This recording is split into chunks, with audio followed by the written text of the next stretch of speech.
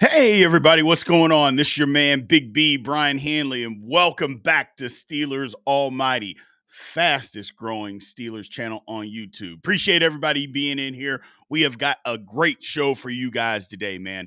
First things first, the passing game struggles. While we have a lot, it's more than just wide receiver, people. We're going to break all of that down. Next, Payton Wilson might be okay. I might be okay. I gave him some big praise early in the season that you guys called me out on, but he might be okay.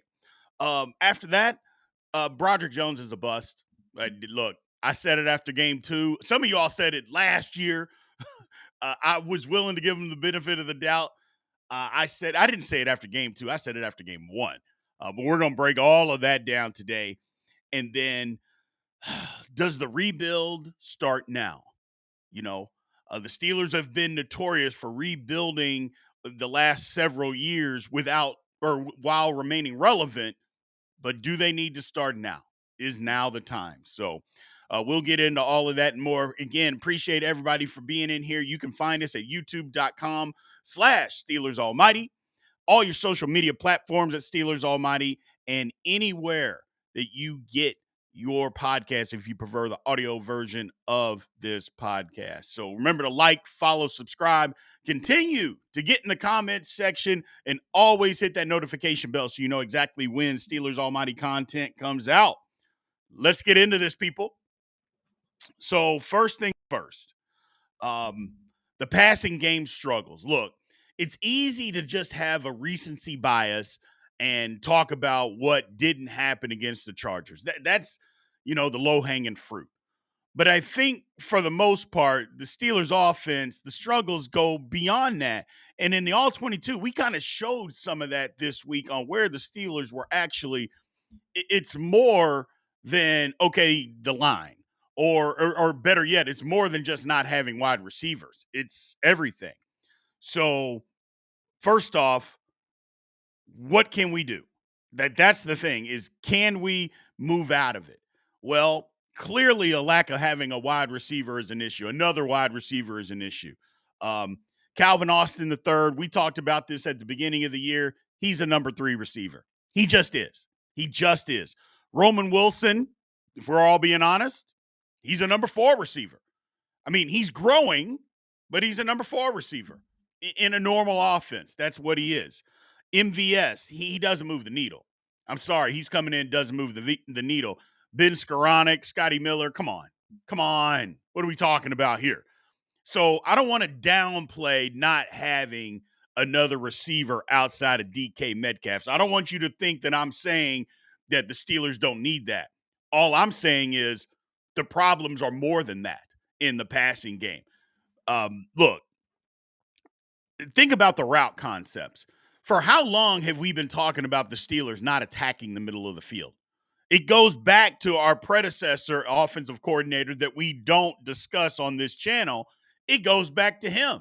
We don't attack the middle of the field. Now, last year, you could say because Russell Wilson, he was short, can't see, doesn't throw the ball over the middle of the field, doesn't trust himself.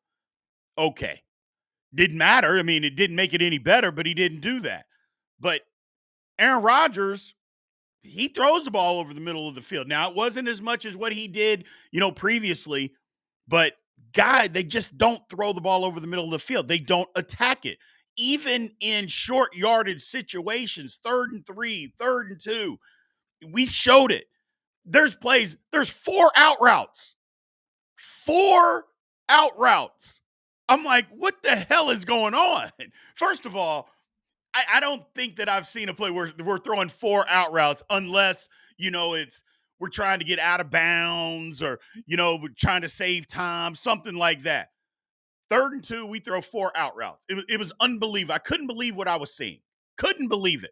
Nobody in the middle of the field, no crossing route, no deep post, no nothing. And it's unbelievable what's going on. Arthur Smith, his offense, look, it's time. I defended it as long as I could, but Jiminy Christmas, it's just outdated. It's outdated.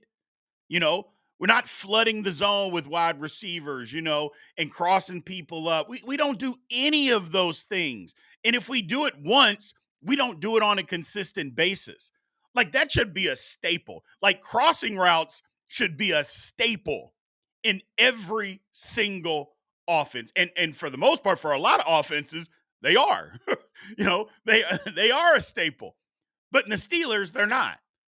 And for a team that wants to use so many tight ends, you can't run a crossing route with a tight end to get open. It's just it's wild what goes on. Like I said, the route concepts in themselves are what's bad. That's what that has me perplexed. You start looking at all 22 film and you're just like, man, like what are we doing? Now, again, I don't want to displace why we don't have other receivers. I don't want to I want to make sure that you guys understand. I'm not saying that not having another wide receiver wouldn't help, regardless of what routes we're running. You have better wide receivers, guys can get open. But if since we don't have that, wouldn't it be advantageous to run things to help them get open? For instance, the best wide receiver in the league is Jamar Chase, in my opinion. He runs crossing routes all the time.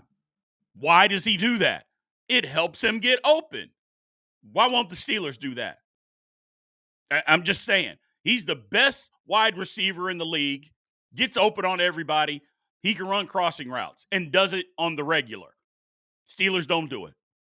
It's unbelievable. And if we do it once in a game, which is few and far between, we don't do it enough. We create no confusion in a secondary. And again, when you're dealing with a liability and you don't have the greatest wide receivers out there, creating confusion is okay. Like, hey, we don't have all the Joes out here, so why don't we trick them a little bit? That's okay to do, just not necessarily being smarter than the next guy or just, hey, this is a clever way to get somebody open so we could get a first down. Nothing wrong with that. Steelers don't do that. Now, another thing is Aaron Rodgers got to be better. Just flat out, Aaron Rodgers has to be better. Aaron Rodgers was not good against the Chargers, but it was one game, and again, easy hanging fruit. But Aaron Rodgers has to be better. We've seen it in a couple of games this year. Now, some people are going to say, well, it was just one bad game. Hell, I think I even said it was just one bad game. But this was the worst game. He's had other bad ones. This just happened to be the most recent, but by far the worst. By far the worst. And that to me is a problem in itself. But he's got to be better. Look, I understand he's 41 years old. I understand he doesn't want to get hit, but that's a requirement for the position. And I know the line is not any good. And it isn't. We'll get to that here in a minute. I get that they're not great, but there's times that they give you time. You got to see the field. You got to process the information quicker. Aaron Rodgers is a smart dude, getting locked on guys. There was 3 times that I showed he could have gotten rid of the football, especially on that safety. Easily could have gotten rid of the football, and it probably would have been a first down. Didn't process the information quick enough, which is wild to say about Aaron Rodgers. But I think Aaron Rodgers probably doesn't necessarily believe in the offensive scheme. I don't think he does. 2, he doesn't trust his wide receivers. And 3, he doesn't trust the offensive line.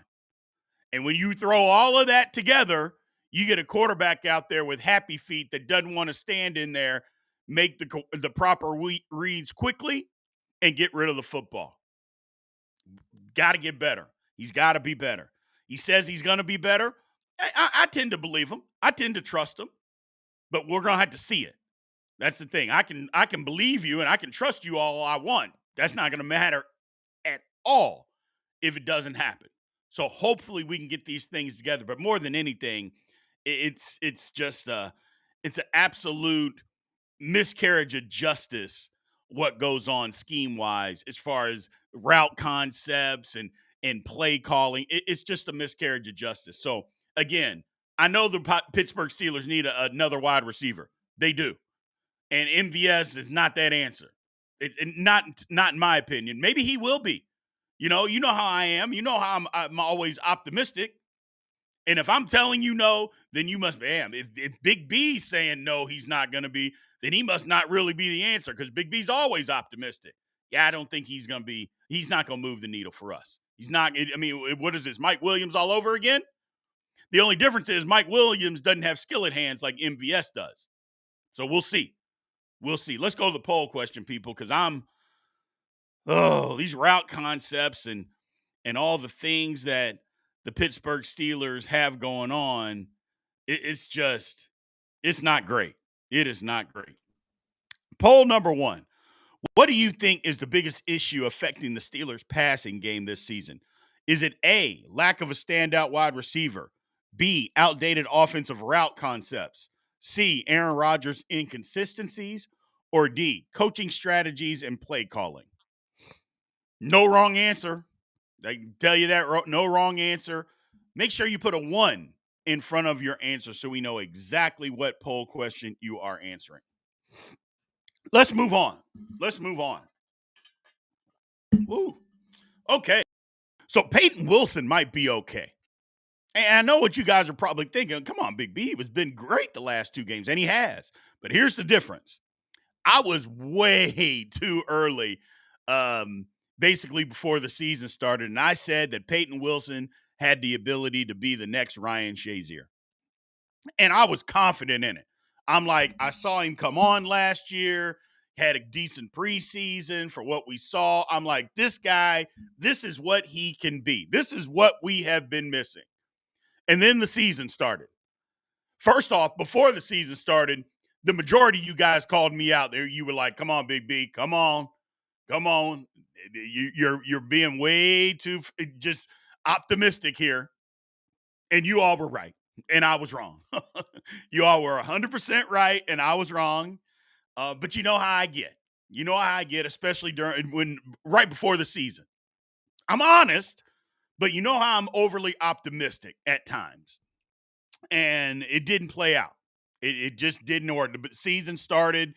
He wasn't physical at the point of attack, still trying to run around blocks, didn't play to his strengths, especially in coverage. He is a fast linebacker, and he wasn't doing that.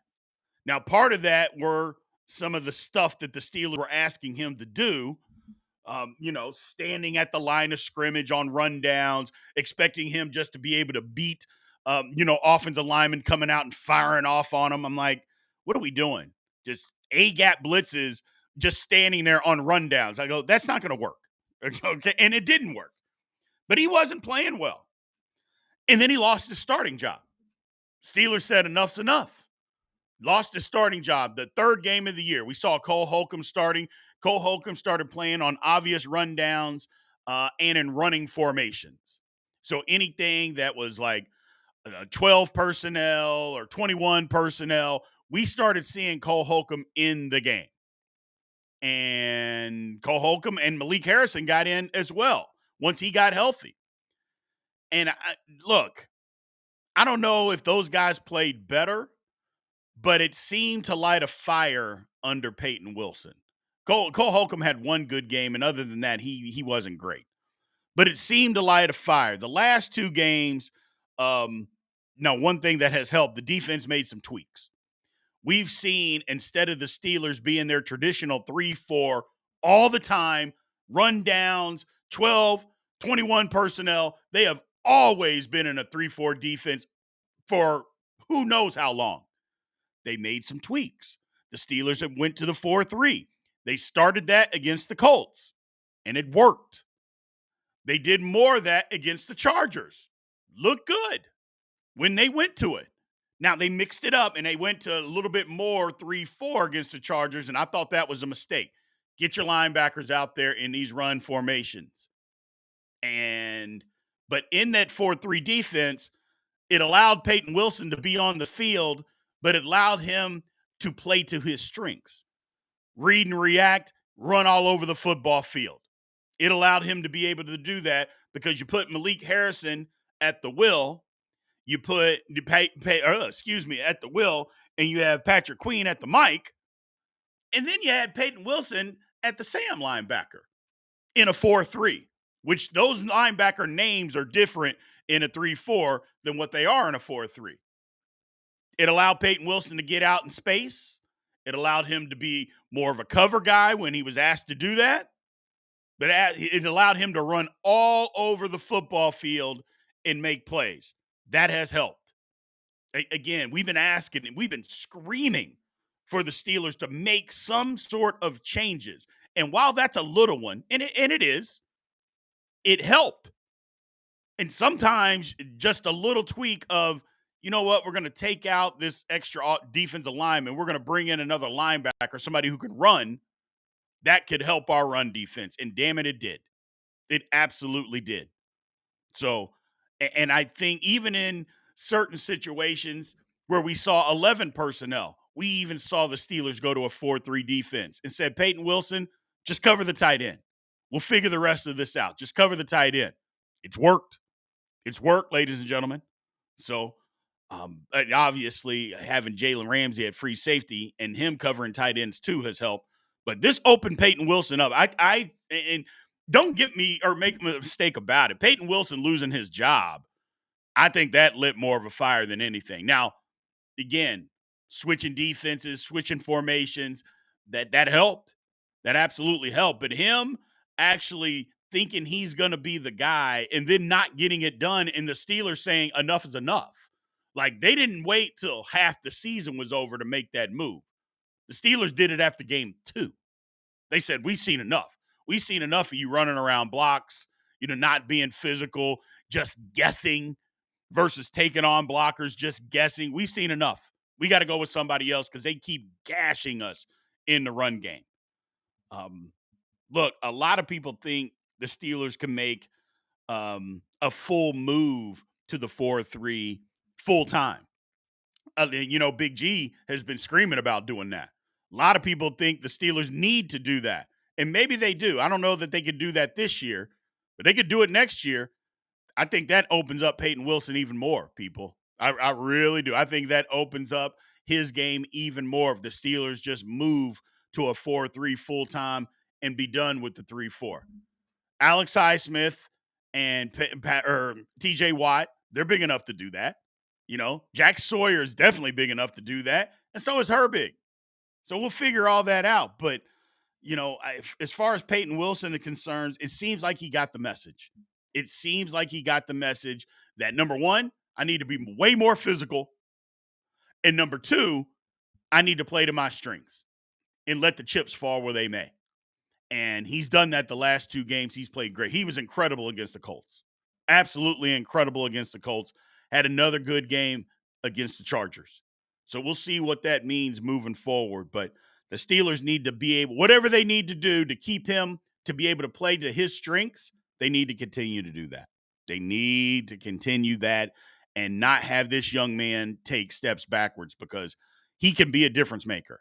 Maybe not Ryan Shazier different, but he can be a difference maker for this defense. He really can. Let's go to the poll question. Poll number 2. What aspect of Payton Wilson's game do you believe needs the most improvement? Is it A, physicality in the run game? B, utilization of speed? C, coverage skills? Or D, football IQ? I'll be interested to see what you guys have to say about this one. This will be a good one. So make sure that you put a 2 in front of your answer so we know exactly what poll question you are answering. So we are at the halftime, ladies and gentlemen. Again, I want to thank each and every person there for supporting Steelers Almighty the way that you do. Thank you very, very much, man. We are trucking along halfway through the season, man. It's been a lot of fun. It's going to continue to be a lot of fun. Main thing is, if you want to become a member and help support the channel that way, the watch parties that we do for each and every Pittsburgh Steelers, they keep growing. Each and every week, they continue to grow. If you want to be a member, sign up there, Hall of Fame level, boom. Also, even if you want to be at just, give me the all-pro tier. I want to get sign up and be part of the All-22 and see the entire football game of the All-22. There's a ton of people doing that as well. So either way, you're going to be satisfied with the perks that you get from being a member of Steelers Almighty. Another thing out there, again, we just came out with some, I guess, winter weather, cold weather. That might be the better word. Go to SteelersAlmightyShop.com. Again, SteelersAlmightyShop.com. Got all your stuff that you need. We just came out with some hoodies. Got a beanie out there. Still got t-shirts and glasses, all that good stuff, man. So make sure you go and pick up your merchandise from SteelersAlmightyShop.com. Appreciate the support, ladies and gentlemen. Let's get back to this. So, um, I don't know. This doesn't really pain me to say. Broderick Jones is a bust. And I said that early in the year. Some people got on me. Some people accuse me of making hit pieces on Broderick Jones. And my response to that is always the same. I didn't doctor the film. I didn't make up the film. Like, it's not AI. This is what he does. It's on tape. What do you mean it's a hit piece? This is what he's doing. And I'm telling you what's going on. Now, if I wanted to make a hit piece, I could do that. I could give you probably 4 hours of Broderick Jones all by himself on why he continues to struggle or what he's doing that's struggling. But that's not what this is about, ladies and gentlemen. Look, I don't want to call him a bust, but what else should I call him? And here's the difference. I don't want to hear about, oh, well, he's growing into the position. Broderick Jones, he's played football. For 18 months, he played right tackle. That's it. 18 months. It's not like he played right tackle for 4 years and the Steelers asked him to do something different. He played right tackle for 18 months. Other than that, left tackle. Okay? So we're not giving him that excuse of he's growing into the position. No, we're not. At least I'm not going to do that. And I'm just not going to. Because I think it's a false narrative talking about him growing into the position. I'm like, no, he played left tackle his entire time at Georgia. He worked at left tackle with the Steelers. I get it that they asked him to play right tackle for 18 months, but he's been a left tackle. That's what he knows. Not growing into the position. That's a false narrative. So that's number one. We got to stop with the excuses. We got to stop with the excuses. My issue is he's not getting better. And that's my problem. Look, if he was getting better, each week you could start seeing some things that, oh yeah, man, Broderick, he learned from his mistake. How many damn times do I have to start off or show you a video of him getting beat inside? Like, teams watch film. They do. They're professionals. They look at film. How can I beat Broderick Jones? Well, number one, if I just show any type of effort after 3 seconds, he's not gonna block me anymore. So that's number one. Number two, I can beat him on the inside basically anytime I want. Anytime I want to go on the inside, I'm going to beat him.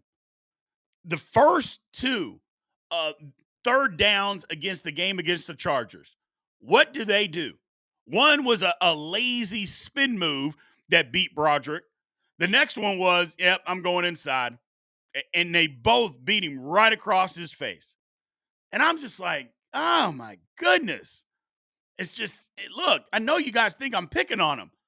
I'm not. I'm not. And then we wonder why Aaron Rodgers doesn't necessarily trust his offensive line. But there's a reason. Left tackle is just not good. I mean, look, y'all know me. Do you think I want to talk bad about a Pittsburgh Steeler? I welcome to be wrong. If I don't think somebody's any good, I want them to prove me 100% wrong because that means they're playing well for my team. But I'm not going to stop being honest. That's never going to happen. So I apologize, but I'm going to continue to call it like I see it. And it's the same bad hand placement every time. Same lunging and bending at the waist. It just, ugh. Now, here's the one thing that I will say. He's not getting coached. Okay. And I know part of y'all were probably already in the comments saying, come on, B, You got a bad O-line coach. Pat Meyer's horrible. He's awful. Because, again, if I can see it, a guy that hasn't played football in 30 years, and you guys can see it when I point it out on film, how the hell can the offensive line coach that's paid to teach this stuff not see it? Now, I'm not tooting my own horn or anything like that. All I'm doing is saying, well, if you have bad hand placement, you're not going to be able to block these guys. If your footwork is bad, you're not going to be able to block these guys. I mean, they're already more athletic than you are. And now you're going to have bad hand placement and bad footwork trying to block these guys. That's not going to work. It's not going to work. And it doesn't. And it doesn't. And I know people, athleticism only, I mean, he's got great athleticism, but that only gets you so far. And he was able to get by with that at Georgia. He was bigger and more athletic than the guys that he went against. Well, he's not in the National Football League. You're not more athletic than these guys. You don't have those physical traits that are just going to allow you to dominate them no matter what they do. And here's the thing. Everybody said coming out of Georgia that he was raw. He's a raw talent. He's a project, but we got to have him. You know what that really means in layman's terms? That they're not very good. That's what it means. It means they got athleticism, but they're not ready to play football right now. And not enough people wanted to recognize that. Now, here's the thing. Broderick Jones, 3 years from now, maybe he's good. I don't know. I would probably venture a guess that that's not going to be with the Pittsburgh Steelers, but maybe he's good 3 years from now. Get some coaching, change the scenery, whatever. But at this particular time, Broderick Jones is a bust. And that's all there is to it. You can't defend it. I like the kid. I think he's a great kid. I think his problem is he's lazy. He gets frustrated, but he's just not very good. And it's okay to say that. Because again, if they're calling you a project, they're saying that you're not very good. And that's what everybody said. He's raw. He's a project. At some point, those guys got to get better. He hasn't. It's coaching, but it's also him. Don't let him off the hook, people. It is coaching, but it's not all coaching. It's not. It's not. Let's go to the poll question. Ugh. I try to be positive, people, but he brings it at me. Ugh. Either way, poll number 3. What do you think is the biggest issue affecting Broderick Jones' play? Is it A, lack of coaching from Pat Meyer? B, inexperience at the professional level? C, poor technique and fundamentals? Or D, lack of effort, lazy? Yeah. So many people in the comments section when we break the O-line down with the all-22, so many people say Broderick is lazy. So many people say it. And I've said it over and over. He wants to block for the least amount of time possible on every play. If he could block for a second and the play was over, he would do it. Whatever the least amount of time to block, that's what he's wanting to do. And you're not going to be successful in the National Football League like that, people. You're just not. You're just not. Let's move on. So I have been notorious for saying over the last couple of years that the Pittsburgh Steelers are a team that has been rebuilding without rebuilding. And what I mean by that is they rebuild, but they remain relevant. They keep winning. And winning is a relative term because I know some of you are going to say, well, they're not winning. Well, they're staying above 500. Okay? They're winning enough games to be above 500 and every now and then make the playoffs. They don't win in the playoffs, but they're able to do that. So take that with a grain of salt. Having said that, most teams that rebuild, they rebuild. They're not any good. Maybe for two to 3 years. They rebuild. They trade away assets to get draft capital. That's what teams do that are rebuilding. We've seen it this year. Miami had a fire sale. A couple other teams have had fire sales, just getting rid of guys left and right because they want some draft. The New York Jets come to mind, another team. They're like, we're starting over. Steelers haven't done that. They have not done that. You know, Omar Khan, just has him and Mike Tomlin have refused to do that. And even before Omar Khan, you know, they have refused to just say, we're going to rebuild. Now, with rebuilding, a true rebuild means you're going to be bad for a year or two. It happens. It happens. And fans are going to be pissed off. They're going to want people fired.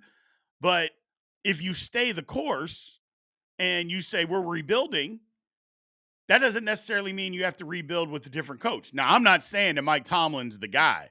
I'm just saying that you can't get mad at a head coach. If we say we're rebuilding and we know we're going to be bad, then you can't turn around in the middle of the rebuild when you are bad. You can't then turn around and then fire the guy.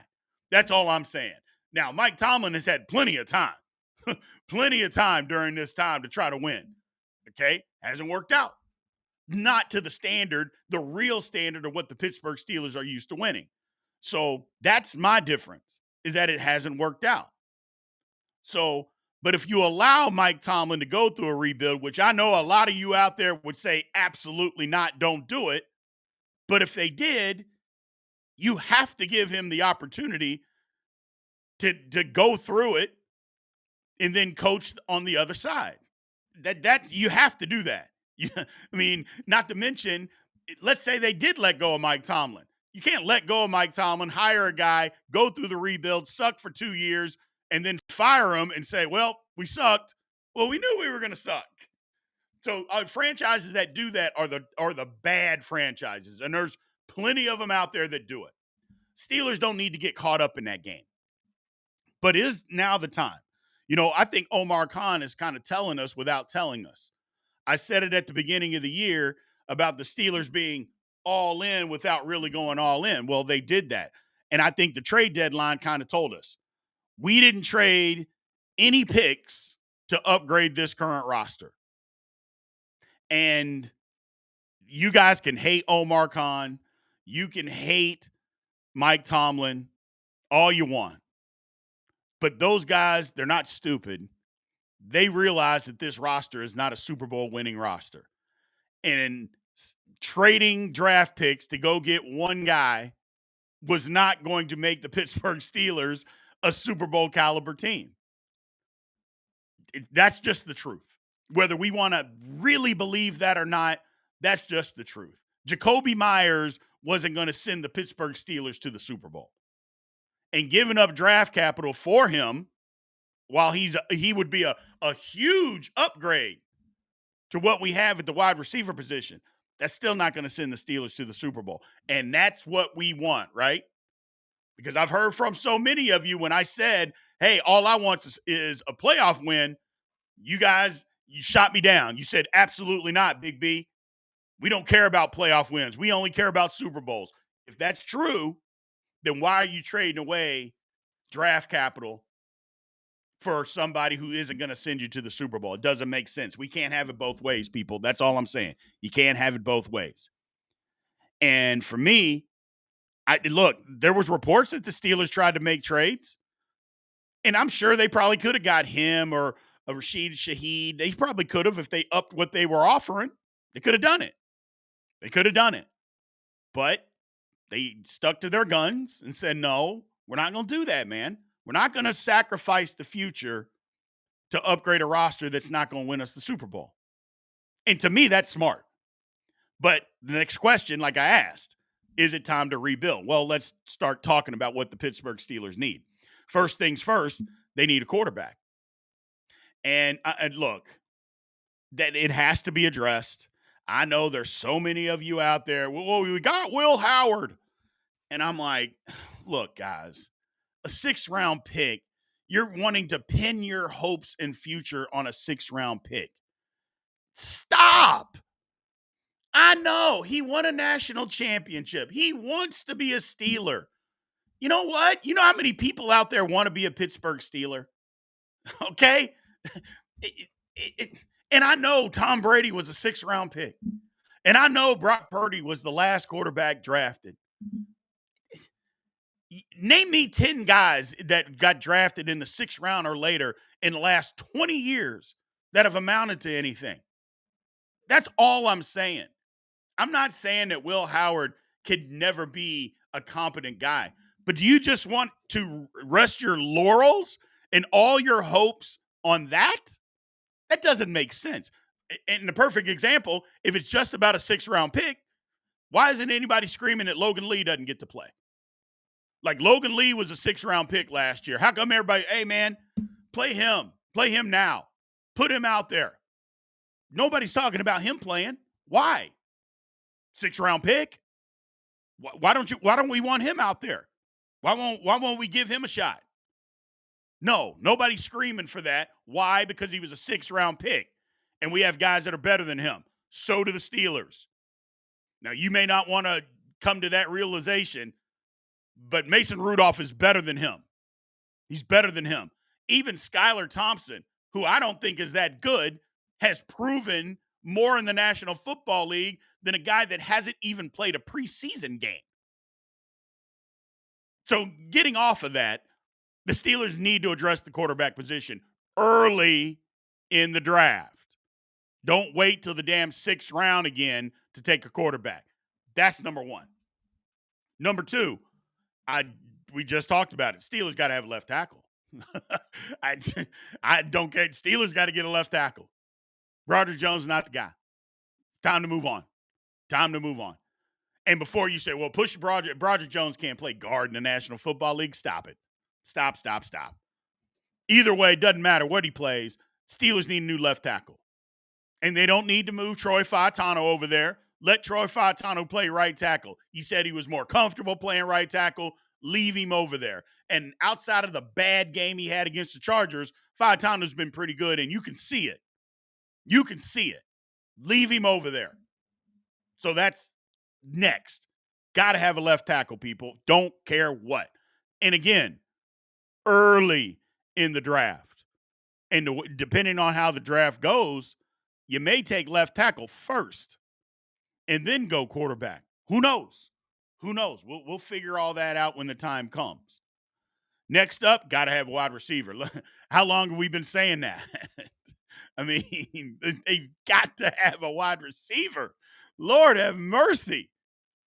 If we're not going to sign one, and I'm not talking about trading for DK Metcalf, you got to have 2 receivers in the National Football League. You can't win with one guy. You can't win with a mid to low level number one receiver and a bunch of 3s, 4s, and 5s. I don't care who your tight end is.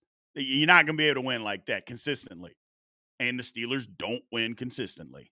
So we got to have better tight end or better wide receiver. Got to address it. Got to address it. And I think in the first 3 rounds, you got to address it. And then we need a corner. Steelers got to have a corner.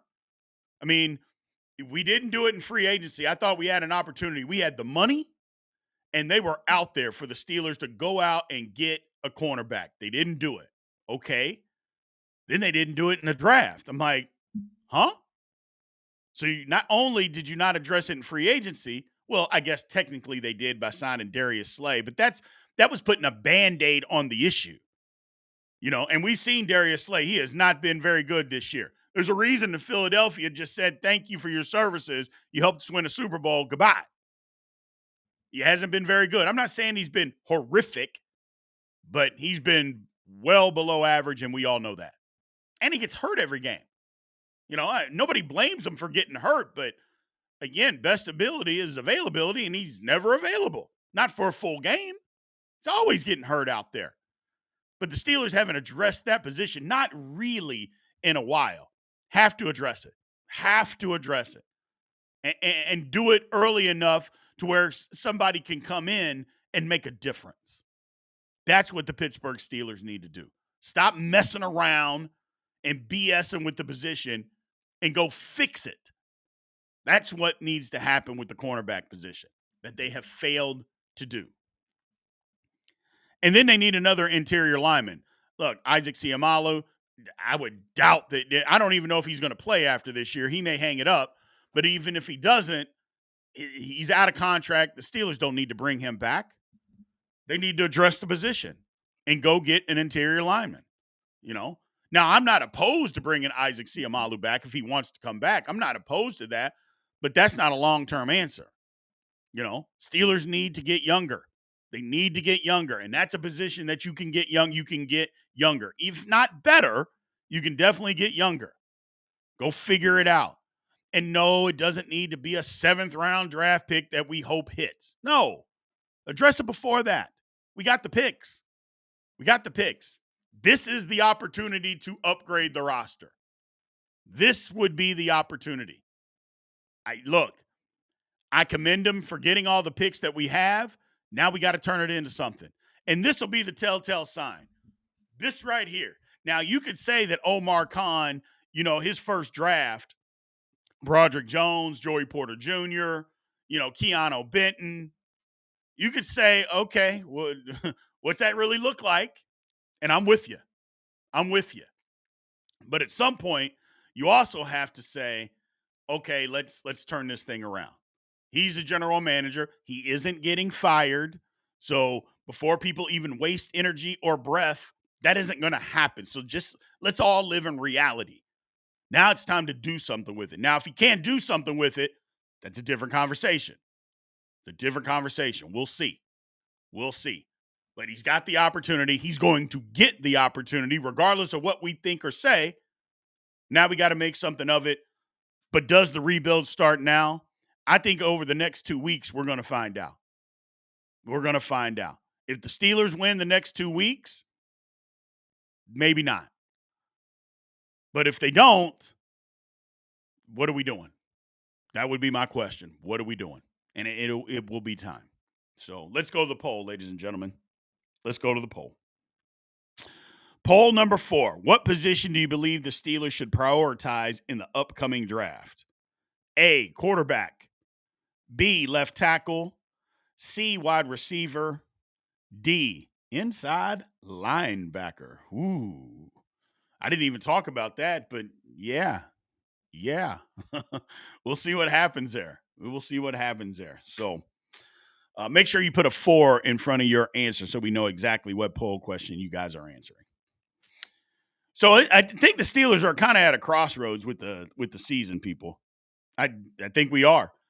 Schedule gets tough, but it's make or break. We're gonna see what we got. Some of these teams that we're gonna play, the Ravens twice, and the Bengals, and the Browns, and the Lions, and the Bills. I mean, we're gonna find out. We're gonna find out what we got. And either we're gonna stand up and maybe we're better than what we've shown, or we're going to trudge along and it's going to be what a lot of people thought, 9-8, maybe sneak back into the playoffs. I don't think the Steelers can back into the playoffs this year. I think the AFC is good enough where I don't think they're going to just be able to back in at 9-8. A lot can happen. Still a lot of football to be played, but I don't think that's going to be possible. I think the only path to a playoff berth is going to have to win the division. And for that, you're going to have to start winning some games, and you're going to have to win some games that a lot of people don't think that we can win. So it is what it is. I'm still excited. Frustrated, but still excited. So I appreciate you all, man. That's all I got for you today. Remember, like, follow, subscribe, continue to get in the comments section as always, and always hit that notification bell so you know exactly when Steelers Almighty content comes out. Until next time, ladies and gentlemen, aloha.